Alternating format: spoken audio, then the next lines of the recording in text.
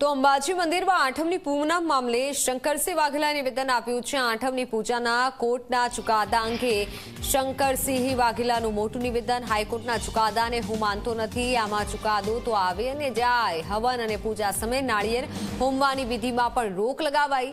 દાંતાના મહારાજા આઝાદી પહેલા અંબાજીના માલિક હતા, જેમણે પોતાના રજવાડા આપ્યા। તેમના હાથે યજ્ઞ રોકવા માંગુ છું। ત્યારે પ્રજાને કોઈ તકલીફ નથી તો શેના માટે આટલો બધો દ્વેષ છે? અંબાજી માતાની બદદુઆ કેમ લઈ રહ્યા છો?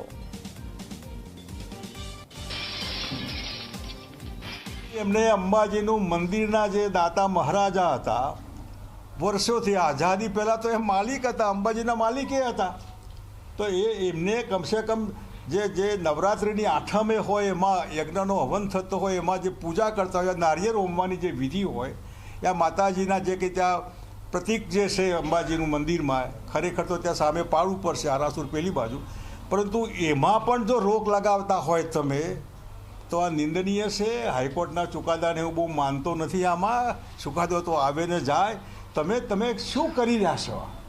જે માણસોએ પોતાના રજવાડા આપી દીધા, એ કમસે કમ એક નાનકડો યજ્ઞ તમે રોકવા માંગો છો એમના હાથે જે પવિત્ર કામ થતું હોય એમાં, અને કોઈ પ્રજાને, પબ્લિકને કોઈ તકલીફ નથી। શેના માટે આટલો બધો દ્વેષ રાખીને ગુજરાતી પ્રજાનો અભાવ? કમસે કમ અંબાજી માતાજીની બદદુઆ તમે શેના માટે લઈ રહ્યા?